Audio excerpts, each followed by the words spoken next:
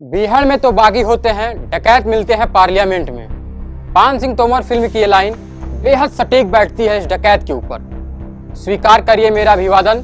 मैं हूं हर्ष शर्मा और आप देख रहे हैं मेरा खास कार्यक्रम दहशत। आज हम दहशत स्पेशल में आपको बताएंगे कहानी बिहार के बागी उस ददुआ की जिसने जंगल में बैठे बैठे बनवा दी यूपी की सरकारें। ददुआ को उत्तर भारत का वीरप्पन कहा जाता था।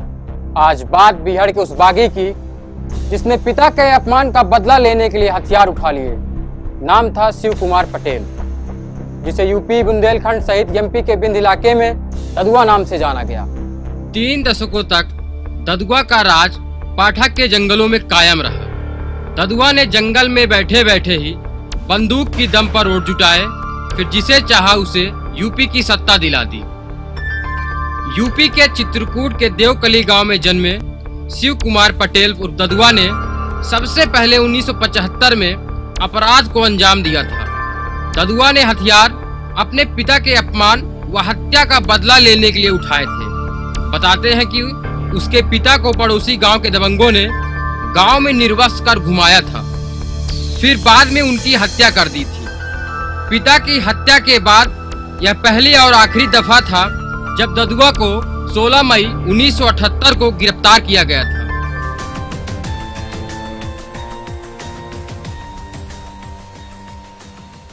ददुआ जब जेल से छूटा तो फिर 3 दशकों तक उसे जिंदा नहीं पकड़ा जा सका। चंबल के बिहार पहुंचने पर ददुआ खूंखार डकैत राजा रागोली और गया कुर्मी और बाबा के साथ 4 साल तक डकैती और तेंदुपत्तों की कारोबार की बारीकियां सीखता रहा। वहीं जब साल 1983 में राजा रागोली की हत्या कर दी गई तो गया कुर्मी ने आत्मसमर्पण कर दिया। अब डाकू रागोली के गिरोह का नेतृत्व सूरज भान और ददुआ दोनों मिलकर करने लगे।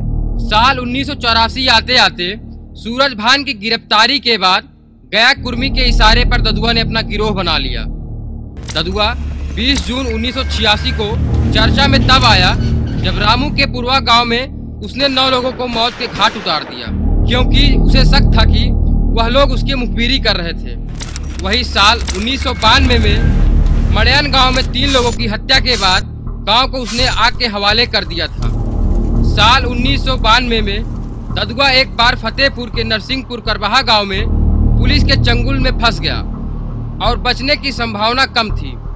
इत्तेफाक से इस बार किस्मत का धनी रहा और साथियों के मारे जाने के बाद वह बच निकला। बाद में इसी गांव में उसका मंदिर भी बनवाया गया, जहां ददुआ की उसकी मूर्ति आज भी लगी है। पुलिस रिकॉर्ड के मुताबिक ददुआ पर 400 मामले दर्ज थे, जिनमें 200 डकैती, अपहरण, 150 हत्याएं शामिल थी। साथ ही ददुआ का आतंक चित्रकूट के झांसी से मध्य प्रदेश और जबलपुर तक फैला था। माना जाता है कि गया कुर्मी उर्फ बाबा ने ही उसे ददुआ के जाति के आधार पर काम करने और राजनीतिक समर्थन हासिल करने के महत्व का एहसास कराया था। अपने राजनीतिक गुरु के दिखाए रास्ते पर चलकर ददुआ ने ही खुद को एक किंग मेकर बनाया, क्योंकि गरीब, शोषित और वंचित समाज में उसकी इमेज बिल्कुल रॉबिन हुड की रही। बताया जाता है कि ददुआ के 500 गांव में ग्राम प्रधान थे और उसका प्रभाव करीब 10 लोकसभा सीटों और दर्जन भर विधानसभा क्षेत्रों तक था। आलम यह था कि बुंदेलखंड में चुनाव कोई भी हो उसके समर्थन के बिना नहीं जीत सकता था। वहीं ददुआ के खौफ का फायदा यूपी की राजनीतिक दलों ने खूब उठाया। ददुआ ने बंदूक की दम पर जहां कभी बसपा की सरकारें बनवाई तो कभी बसपा से नाराज चल रहे ददुआ का सपा ने खूब फायदा उठाया।